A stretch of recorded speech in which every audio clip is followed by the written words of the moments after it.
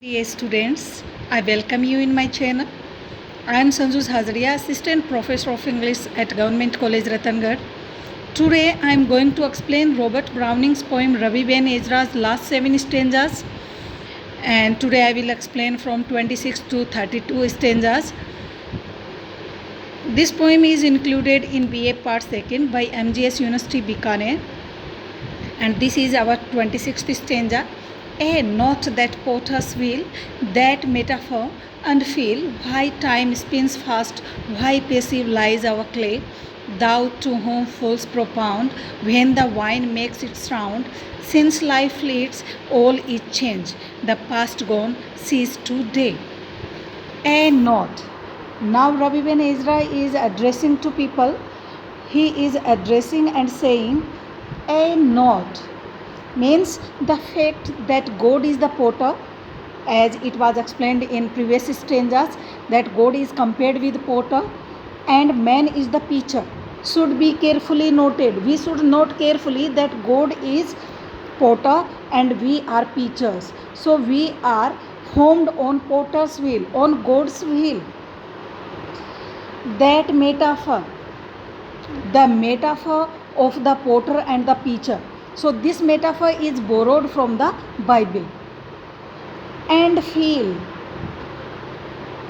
It will help one to understand God's dealings with the world. And feel, we should understand. So it will help us to understand God's dealings with the world. Why time spins fast? Time spins very fast. Now Ravi Ben Ezra is asking question, why time is fleeting away quickly? Why time is passing so quickly? Spins means the passing of time is compared to the spinning or movement of the wheel. Why passive lies our clay?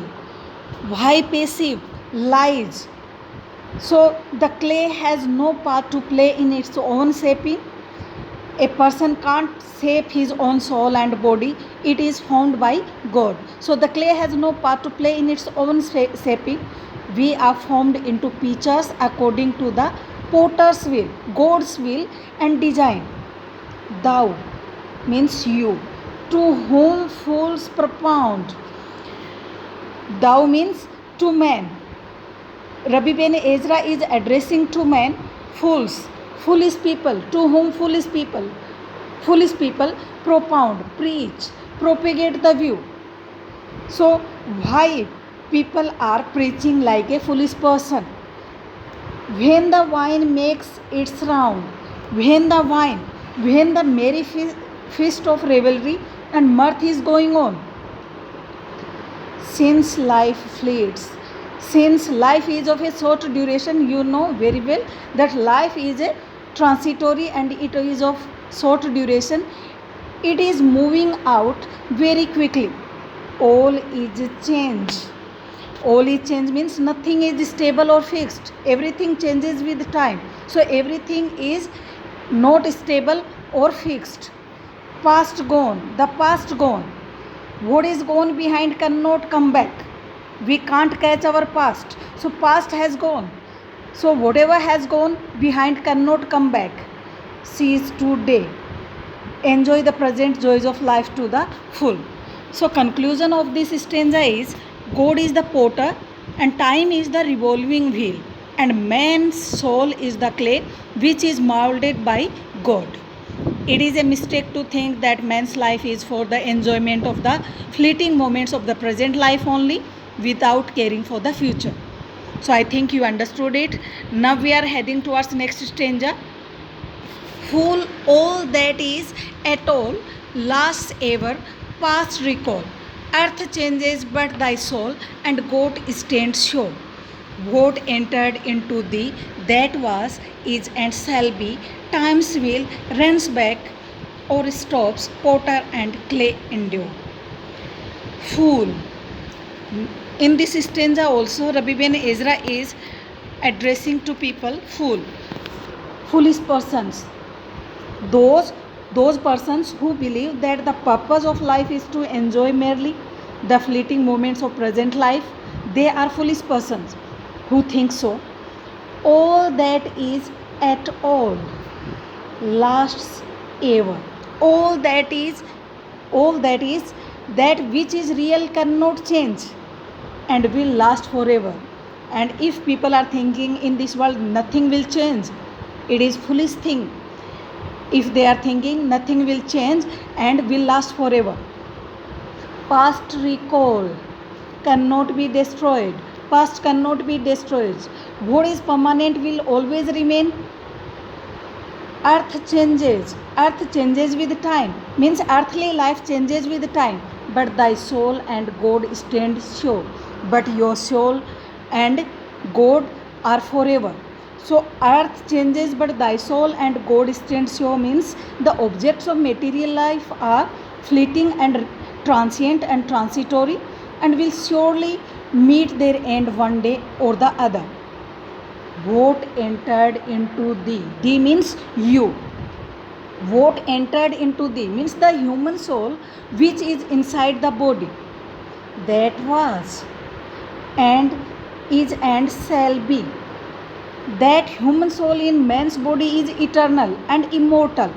We know it is given in our scriptures also that human soul is permanent. It is eternal. So that human soul in man's body is eternal and immortal. It is beyond time and so it will endure forever. Time's wheel runs back or stops. Time's wheel. Time's wheel. Time is compared with wheel. God can stop the wheel of time. Okay, so time's wheel runs back. We can remind our past, but it can't be stopped. God is only who can stop the wheel of time. Time and its course are in the complete command of God. Time does not have any independent existence of its own. Potter and clay endure. Potter. Here potter compared with God. So God is presented as a potter and clay. Clay means soul of man. Endure. They are immortal and eternal. They are immortal. So potter and clay are endure. Potter means God and soul. Soul of a person are immortal and eternal. I think you understood it. And now next stanza.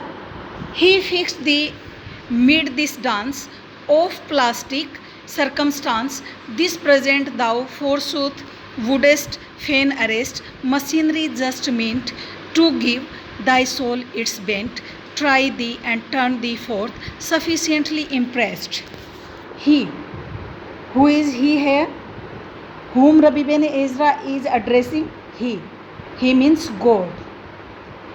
Okay, so he is God. Fixed thee, has put human beings mid this dance, midst, in the midst of, mid means in the midst of this dance. This dance means constant movement and change, world of events.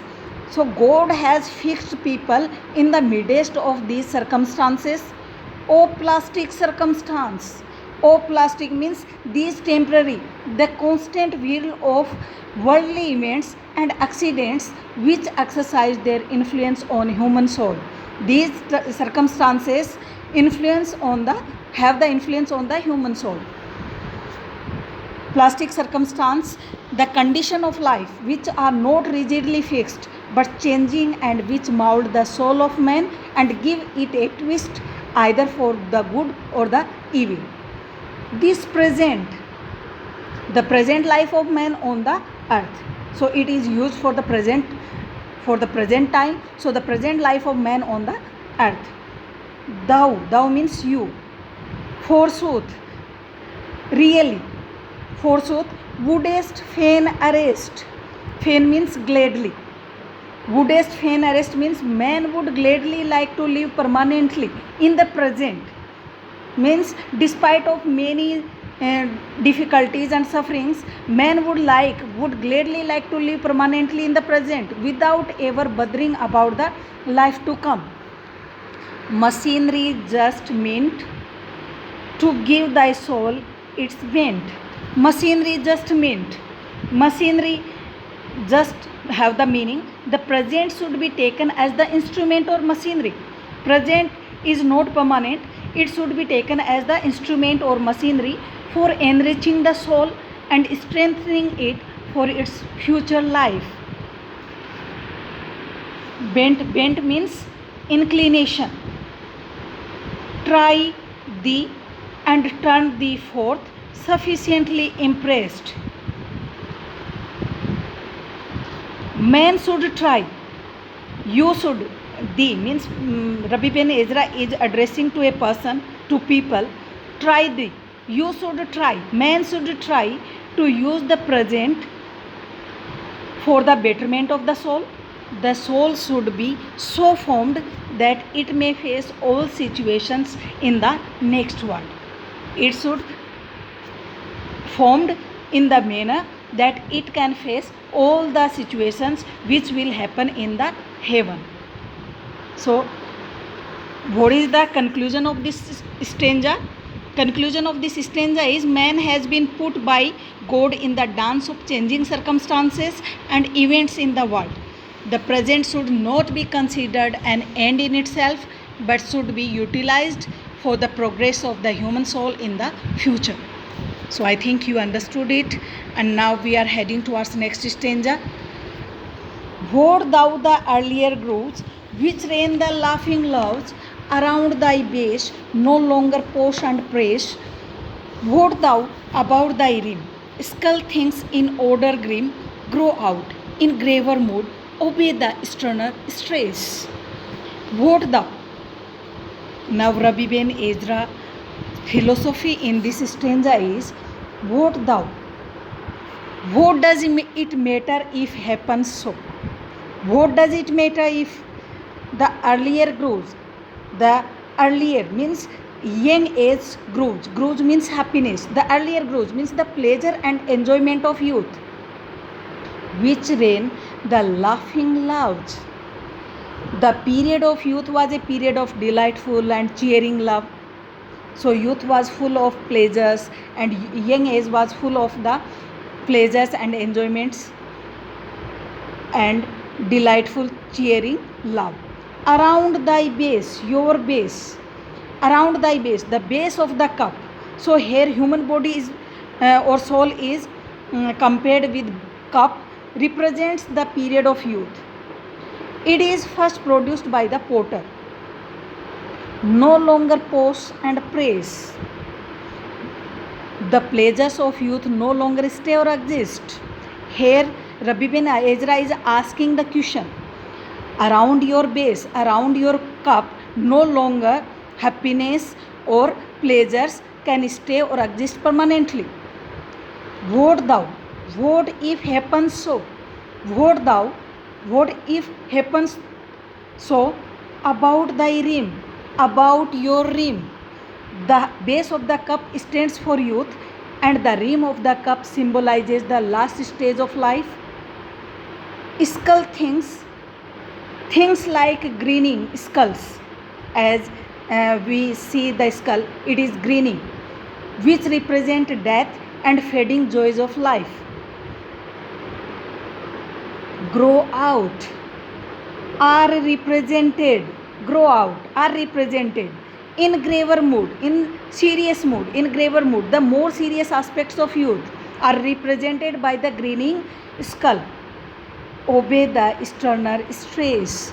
Try to adapt yourself in your old age to the dreary and stern aspects of life. We should try to adapt ourselves in our old age to the difficult and dreary and stern aspects of our life. It is the philosophy of Rabbi Ben Ezra in this poem. So I think you understood this stanza, and now next stanza. Look not thou down but up. To uses of a cup, the festal board, lamps flash and trumpets peal, the new wine's foaming flow, the master's lips aglow. Thou heaven's consummate cup, what needest thou with earth's wheel? Look not thou down but up. It is a great philosophy given by Rabbi Ben Ezra. Look not thou. You should not look down. You should not look down, but you should look up. means it is no use looking down to the period of youth, which was full of lovely activities and merriment and enjoyment. In old age, the old man should think of heaven, which is upward. To uses of a cup. Look to uses of the cup. What uses can be done of this cup, of our body? Look to uses of the cup of human life.